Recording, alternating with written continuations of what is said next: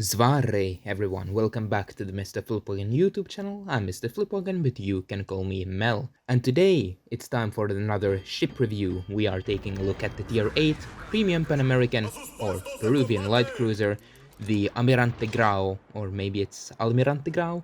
I'm not quite sure about the pronunciations here, so I apologize, I'm doing my best. Before we get into the review itself, I'll say that no, I did not fail to get the ship. I actually got quite lucky in the sequential bundles that you could get this thing from. I believe this dropped in the third bundle, which one could get for free. So I managed to get this thing, get my hands on this thing, and it's actually quite a fun ship, and I'll explain why. But before we get into that, I'll of course characteristically go through the history and then the statistics. So, the Almirante Grau, formerly known as De Ruyter and still formerly known as the Zeven Provinciën, was one of two Eindracht-class light cruisers. These cruisers were designed and planned as replacements for the outdated Java-class cruisers. The De Zeven Provinciën was laid down on the 5th of September in 1939 in Wilton Feyenoord in Schiedam, in the Netherlands. But right the year after, the Germans would invade in May 1940, and they'd discover the two unfinished hulls of the Eindracht and the Zeven Provinciën.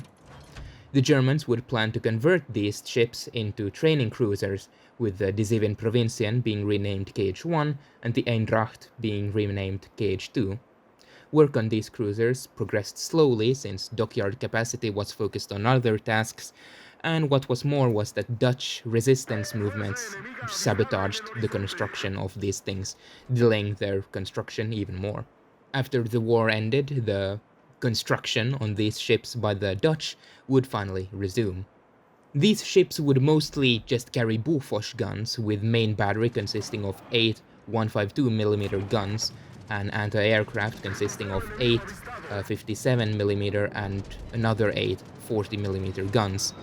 At this time, the names of the cruisers would change slightly, with the Eindracht taking the name De Zeven Provinciën, while the former De Zeven Provinciën would change its name to De Ruyter.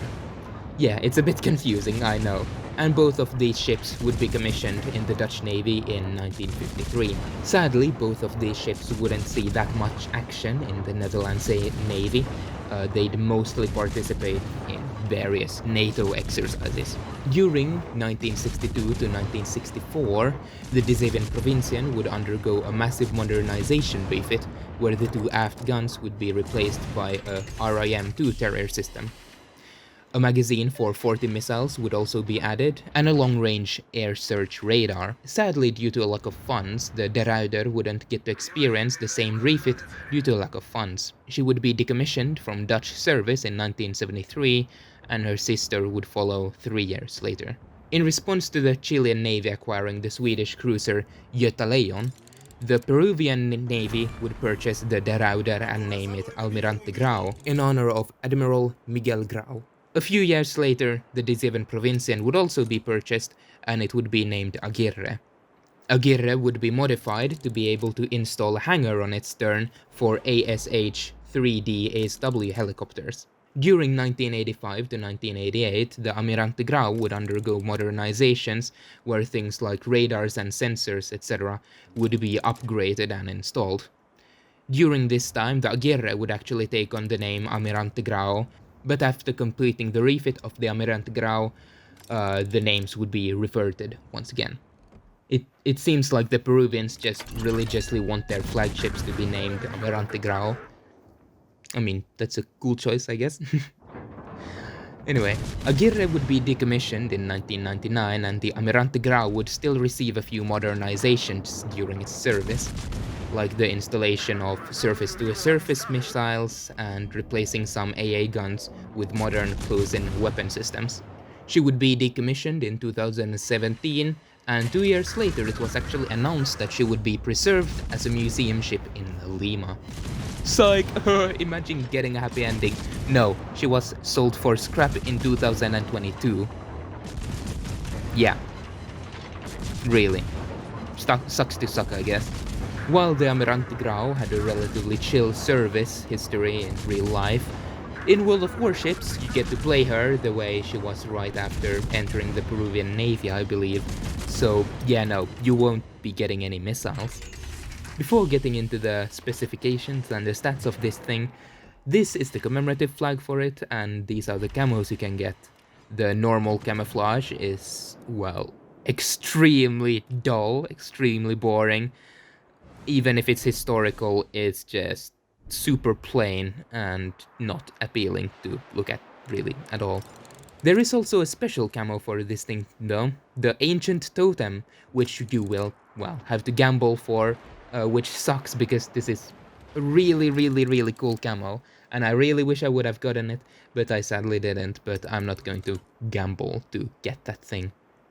For the stats, let's start with the guns and the gun performance. The Almirante Grau gets 8 152mm main battery guns with a range of 16.06 kilometers and a base reload of 7 seconds. While this at first doesn't seem too bad, because if you look at something like Bayard, the Tier 8 French premium cruiser, it has a base reload of 7.5, which is half a second more than what Almirante Grau gets. But you need to remember that the Bayard also has 12 main battery guns, which is a lot more than the Almirante Grau. This means that the alpha damage of each salvo would be significantly higher than the Almirante Grau. And the Grau's sister ship, the Zeven Provinciën, which is in the Netherlands tech tree, gets a reload time of 6.5 seconds, which is half a second faster than the Almirante Grau. Still, this leaves the Almirante Grau with pretty mediocre guns in regards to shell and damage output. With a fire chance of 11%, it's not bad, but it's not incredible either. The gun's saving grace, though, is its unique combat instructions gimmick, where if you stay undetected for 50 seconds, you can activate it, which practically gives you a 30-second reload booster, which decreases your reload down to 33% of the original reload time. So if your base reload is 7 seconds, that would mean that with combat instructions activated, you could decrease it down to a 2.71 seconds, which is actually really insane. And if you see someone damage controlling a fire, you can pop combat instructions to get another one going. Or heck, you can just burst anyone and usually do a good 20 to 25k damage in the span of those 30 seconds. Of course, you need to make sure that your shells actually hit and penetrate the target. Bear in mind that if you get detected while the progress bar is, well, progressing, your progress will actually cease, and after 30 seconds of being detected, you will actually start losing progress of filling up your combat instructions bar. I also want to mention that all turrets turn a full 360 degrees, which enables you to easily switch sides and maneuver while firing your guns. The turret traverse is 8 degrees per second, which would be decent on some heavy cruisers and battleships, but for light cruisers and destroyers I find it quite slow. If you're using combat instructions and a target dies, switching a target and waiting for the guns to turn does become a bit frustrating, and you will feel the time wasted waiting for them. The Almirante Grau gets base HP pool of 33,900, which is really quite low. What is worse is that it doesn't get a heal like the Zeven Provinciën. Through my games playing the Almirante Grau, I've found that this thing takes absolutely massive hits very easily. Due to its low HP pool, even a couple of battleship penetrations is going to hurt quite a lot. Even if you try to maneuver, a lot of ships can and will overmatch you, and they are going to murk you. I've experienced many a time where I get into a kiting position and open fire with my burst fire activated, and I try my best to dodge by angling away steeply. And that's actually another strength. The guns have very good firing angles, but that doesn't really matter if the enemy ship gets insane dispersion and citadels you from the stern. And with my type of luck, it happens way too often. In that sense, the Almirante Grau is very unforgiving. To avoid taking too much damage, more lightly armored ships usually have better speed to compensate for their lack of armor, but the Almirante Grau only gets a top speed of 32 knots, which isn't necessarily bad, but it doesn't get access to a speed boost like the Zeven Provinciën or the Bayard. But on the other hand, it doesn't really get anywhere nearly as good armor as the mines would. Almirante Grau gets a 9.1 second rudder shift time and a 700 meter turning circle. But any use of the rudder tends to make the ship bleed its speed quite rapidly, which is not ideal in a situation where you need to stay quick and nimble to evade and run from enemy fire. Something else that ties in with the maneuverability of the ship is its ASW armament, as you only get 2 charges with 6 bombs that deal 2000 damage minimum, and these are ship-based bombs. You don't get an ASW airstrike, sadly. And what's worse is that to reach that maximum damage of 2000, the bombs will need to detonate within 120 meters of the submarine. Anything over that will only yield 660 damage per charge, which is super low. And since the speed and maneuverability are quite low, it becomes very difficult to catch submarines. And even if you did catch a submarine and got 12 splash damage hits, because that's usually what you're realistically going to get, it would only yield barely 8k damage. And since the reload time of these charges are 40 seconds, it gives the submarine ample time to just surface and shotgun you. While Almirante Grau can't do much against submarines, it does have ample AA capability. It gets an amazing 6.9 km AA range, which also happens to be the aircraft detection radius.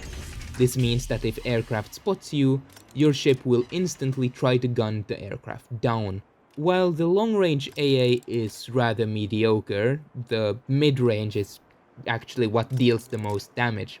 That coupled with the defensive AA consumable the ship gets, its AA becomes actually kind of scary. With this anti-aircraft firepower, you can actually shred tier 6 planes very easily, and usually even deal pretty good amounts of damage to tier 8 aircraft carriers, especially if you spec into AA, which is definitely a viable strategy on this ship.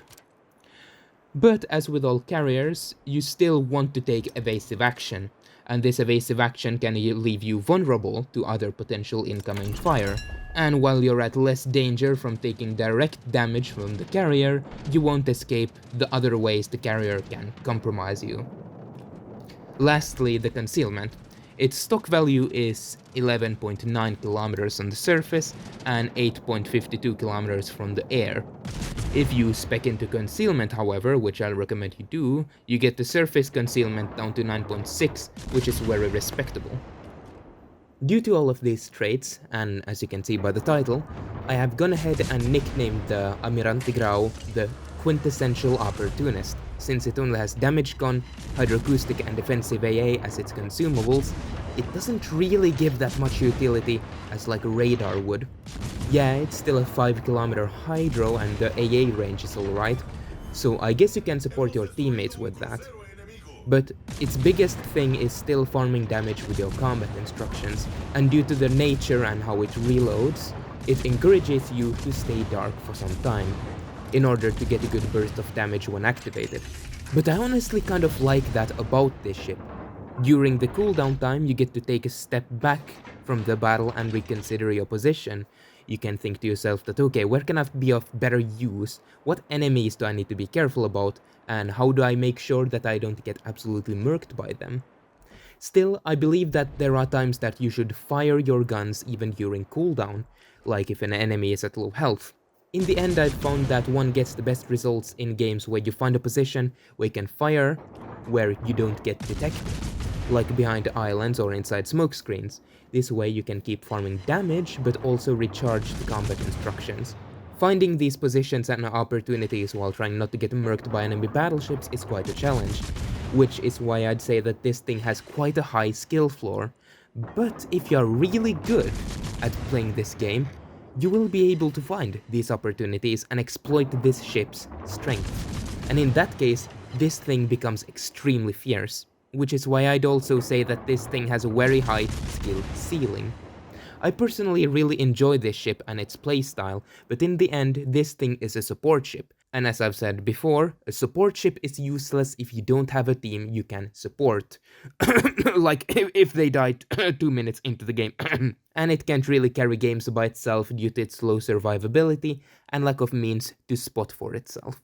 As of currently, the Inca Trail event, through which you could get this ship, has ended, and sadly you can't purchase it currently. But as has happened before with, say, the Hampshire, if you wait a couple of months to half a year, it should come back to the premium shop or armory for direct purchase. And when it does come out, if this looks like the playstyle for you, and if you're intrigued by its gimmick, and also if you are a more skilled player that can handle the challenges that this ship may present to you, then I can happily recommend this thing. Anyway, I believe that's it for this review. I hope you have found it informative, and if you have questions, feel free to leave them in the comments below. Anyway, I've been Mr. Flippogan, and remember to stay awesome, keep flipping, and I will see you in the next video. Bye bye!